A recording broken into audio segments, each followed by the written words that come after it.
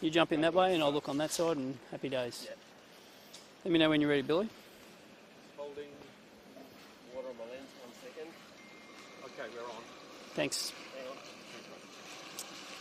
Well, good afternoon, everybody. Sorry. Come here, 1 second. It's okay, Nick. Yeah. Thanks for dialing in, everyone. Thank you. Okay, good to go. Well, everyone, we wanted to be here on the ground in Quilpie because what is unfolding is a really large weather event, and I wanted Queenslanders to see it firsthand, and I want people to understand that this isn't a regular wet season rain. People in Western Queensland can handle that well. We are dealing with an event that is at unprecedented levels in many of these communities. I want to unpack a few things at the moment. So major flood warnings exist for large parts of the Gulf country. Flood levels have exceeded the 1974 levels at places like Stonehenge. We're deeply concerned about Junda and Windora, and we'll have a little bit more to say about that in a moment. And there are large rises in many parts of the Paru catchment. So just to go through, major flood warnings for a number of the rivers. I mentioned Junda, and I want to address that community right now. Levels of the Thomson River have hit about 8.6 metres and are expected to rise. That is higher than the 1974 level. Sean will have a little bit more to update in a moment, but we've seen some evacuations just in recent times, and in a disaster event, it is always first and foremost about people. We'll get onto the impacts of stock losses in a moment, but it is always about people first. And we met some very, very brave Queenslanders who were evacuated from their community, and we are concerned for a number of other communities as a hell of a lot of water from a number of river systems converge all at one time. In the case of Junda, we have a community without power, without sewerage, and we've got several evacuations where people have gone to higher ground at the golf course, but there are evacuations taking place as well of the people who have moved from those properties. To the community of Adavale, and we met the 27 residents who were choppered out of there yesterday. They're in incredibly good spirits for what they have been through, but that proud little community is going to need a lot of help. And I mean a lot of help, because we've got water in properties that have never experienced it before, and we've got communities that have been able to get out in one piece, which has been the result of some really heroic local stories. But make no mistake, that community is going to take some rebuilding. Some of the stories that we heard show you the kind of spirit that exists. Western Queenslanders are made of pretty tough stuff, and they are always tight-knit communities, but in a disaster you see it to another level. And I have to say the community spirit really was on display, but they have been tested, and tested strongly. There was a helicopter incident which you may have heard of, and it has been circulated, where during the course of an evacuation a helicopter was unable to do that in its first instance. We spent some time and spoke with the resident involved, who's Ted. Ted's a Vietnam veteran, and told an incredible story and one of great gratitude. But it's the kind of fabric of that community, and we have to make sure that we are there to assist them into the future. Turning to Windora, and again we are actively watching waters rise there. Thargomindah will be another community that is in our thoughts as the water heads towards that system. Thargomindah will bear the brunt of this in the next few days, and it's important that we give all we can to prepare those communities. But it doesn't matter whether it's a small community like Stonehenge or one of the larger communities here like Quilpie. It is important that we do all we can to be able to assist every resident be able to get back on their feet.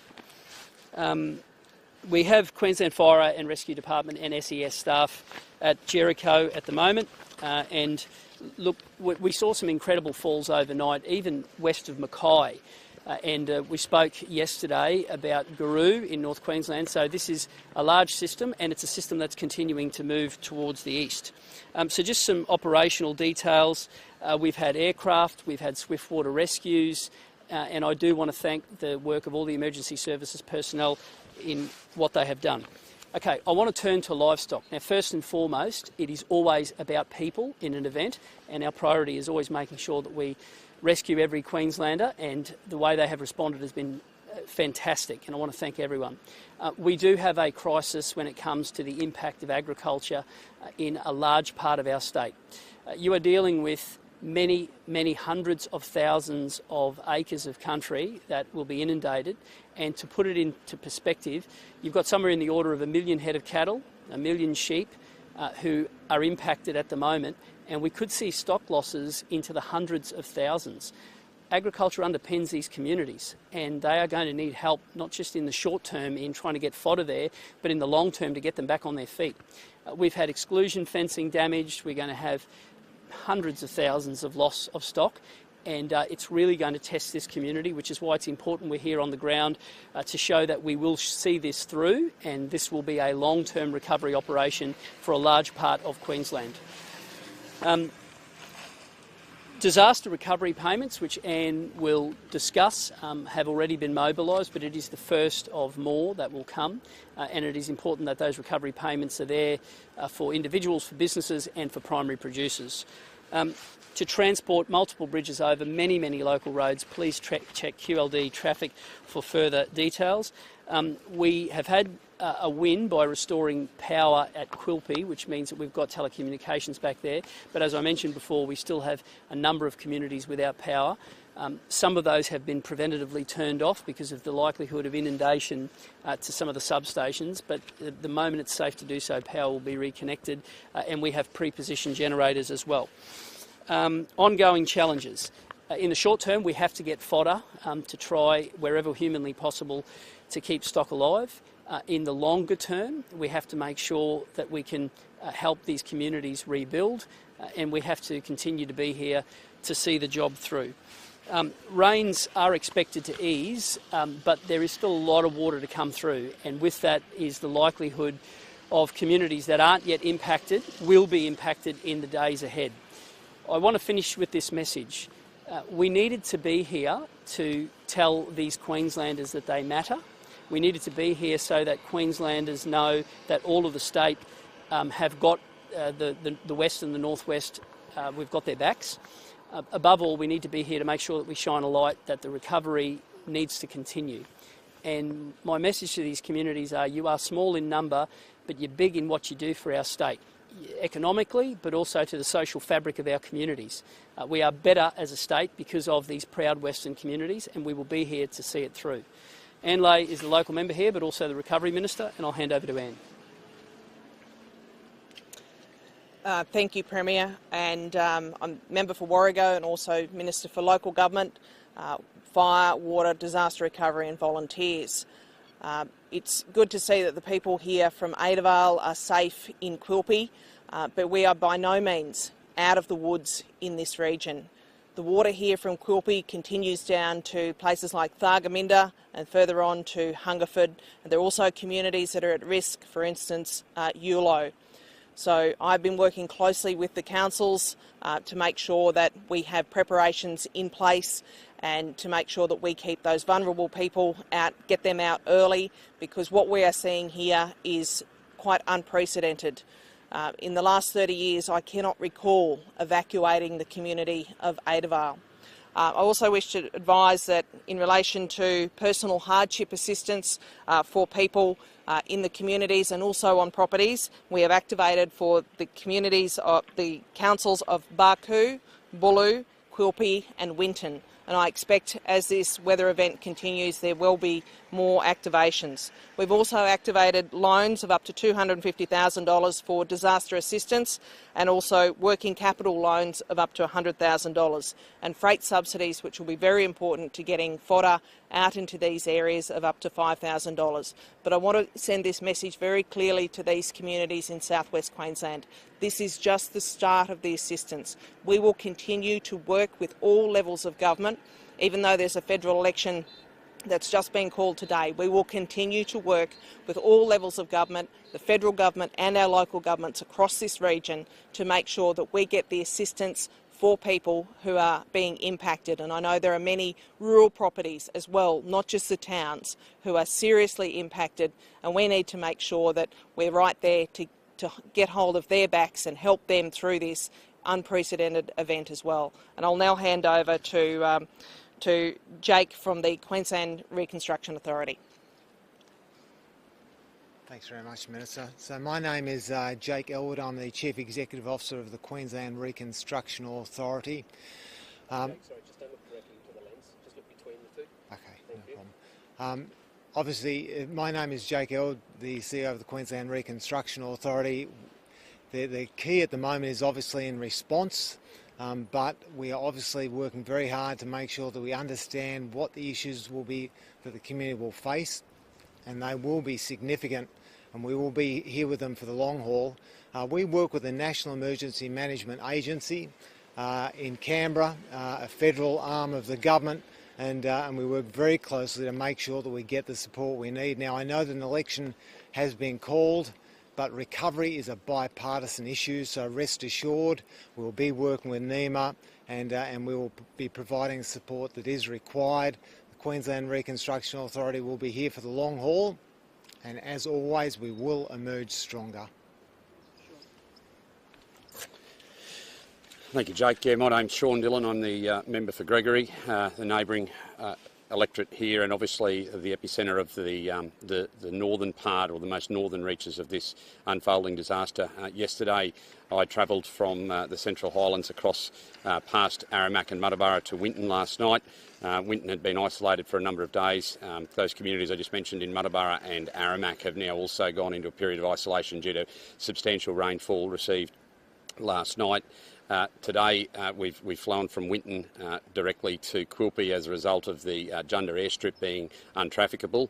However, we are aware, as the Premier has outlined, of a need to evacuate a number of residents out of both Junda and Windora. Those evacuations by air, rotary wing aircraft, are underway as we speak, and I know the police in charge of that operation are very keen to see that operation wound up.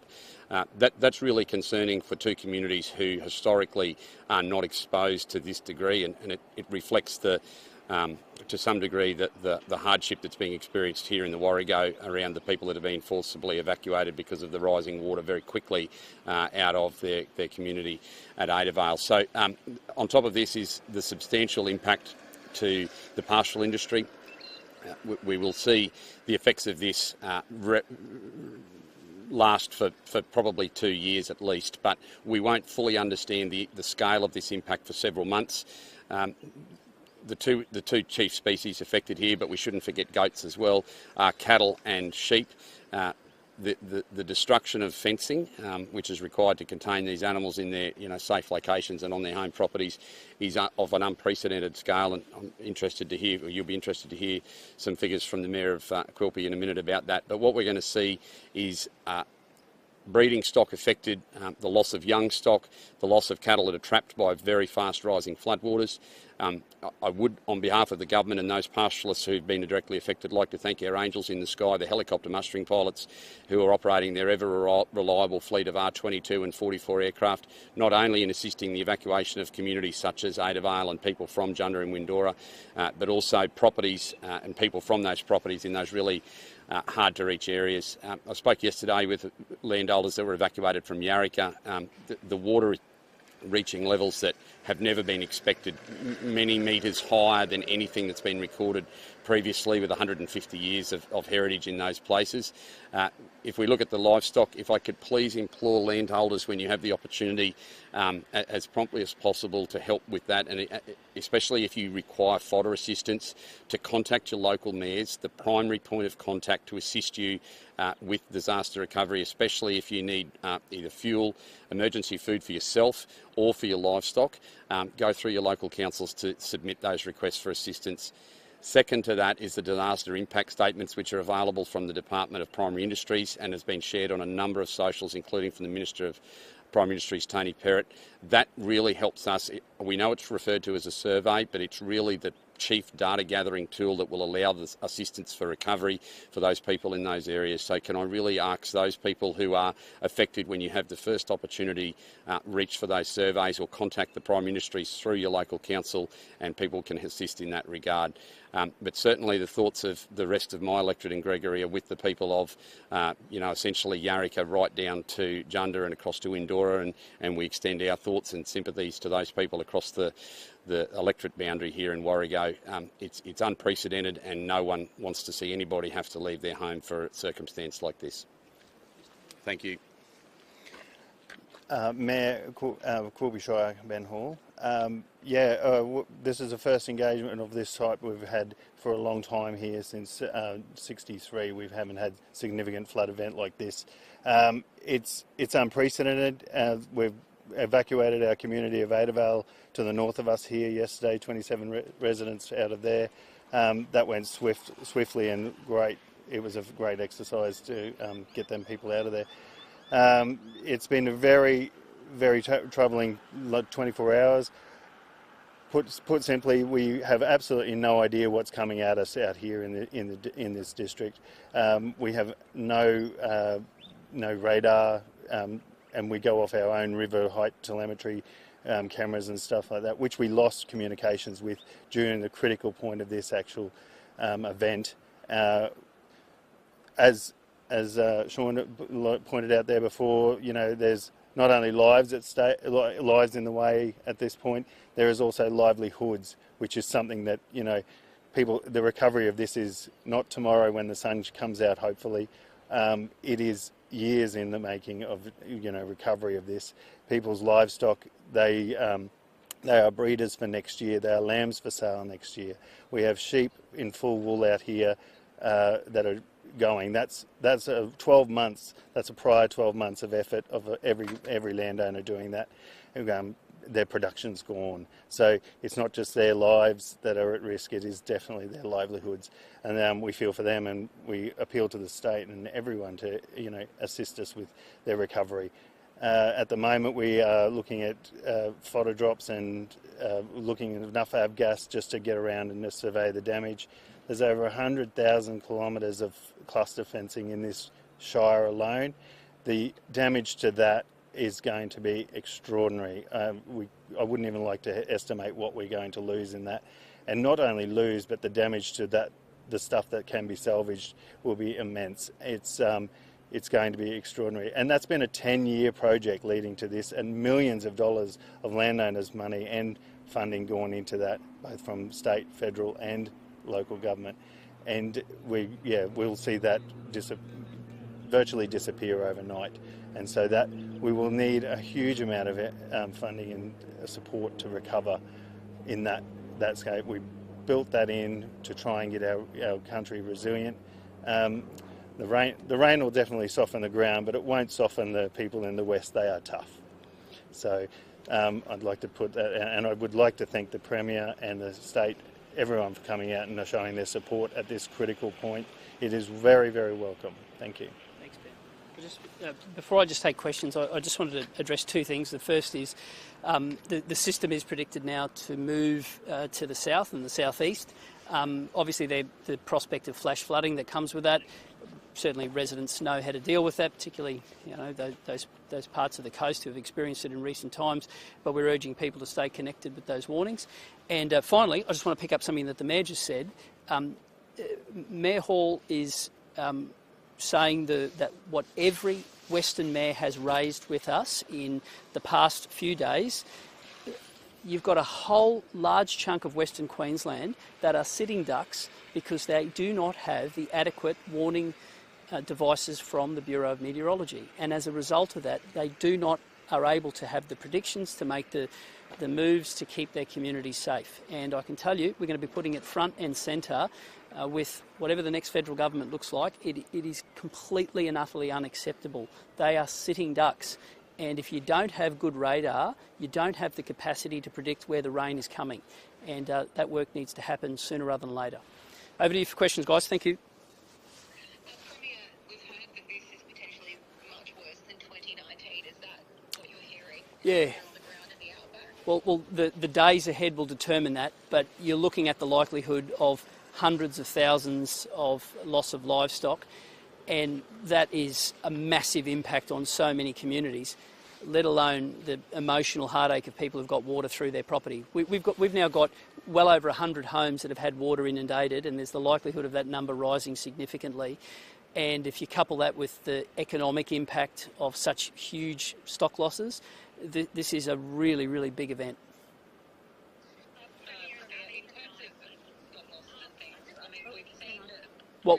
Hey guys, what we'll do is we'll just go. Rosie, you call one at a time, and then sorry guys, thank you. Who do you want to go first, Rosie? Ebony, over to you.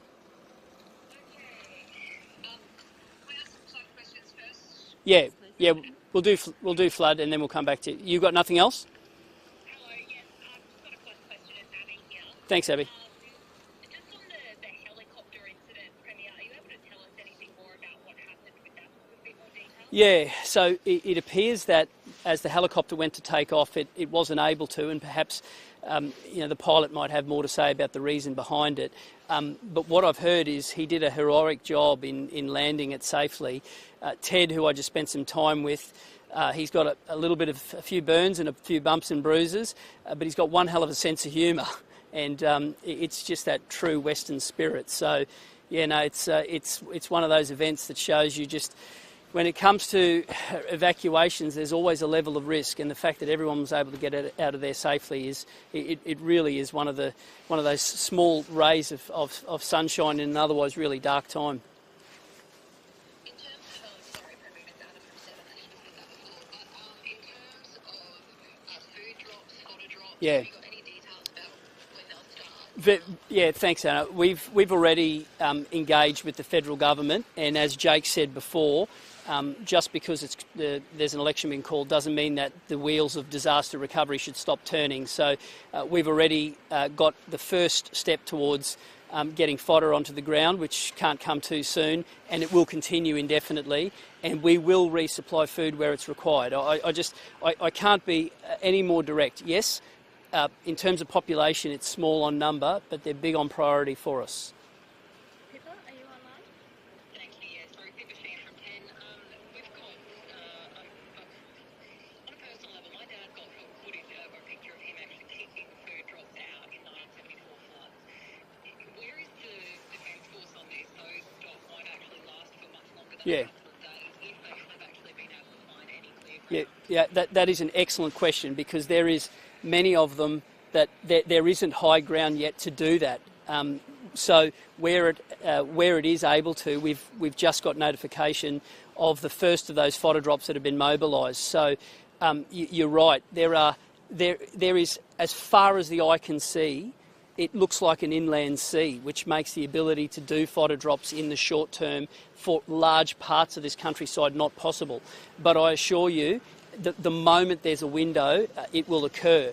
And then into the long term needs the rebuild of fences, of making sure that we do everything we can to reconnect the agricultural heartbeat of these communities. Without thriving agricultural industry, you just don't have anything with these communities. They are the heart and soul of them.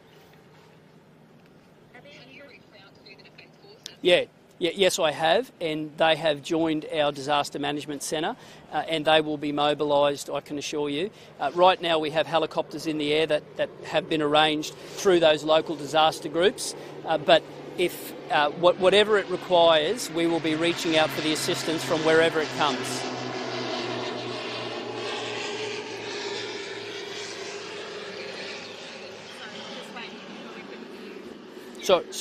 Sorry, Pippa.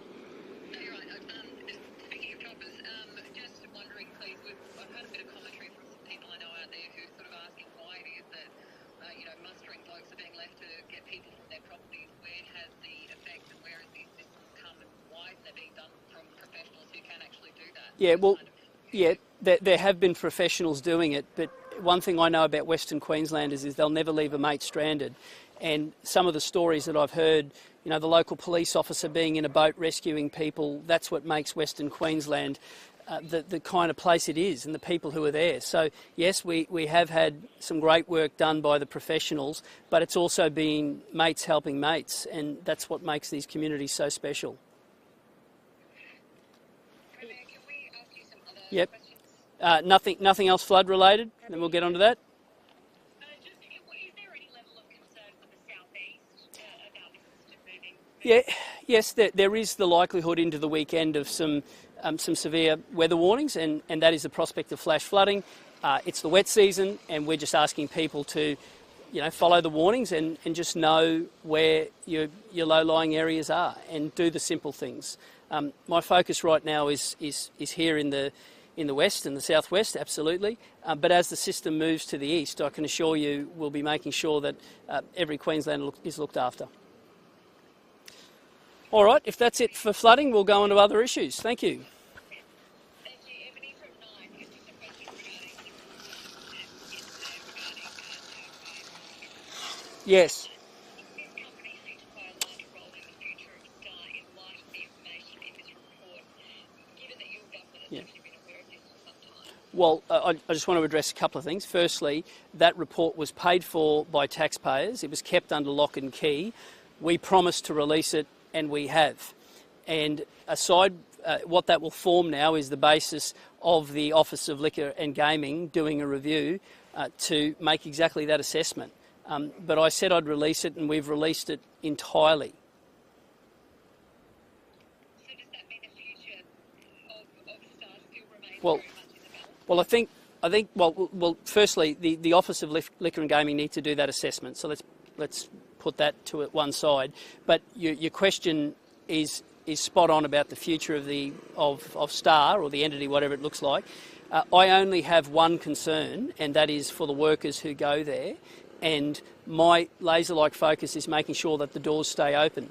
And any negotiation involves those workers being able to go to work, provide for their families, and whatever that happens, we'll continue to work in good faith.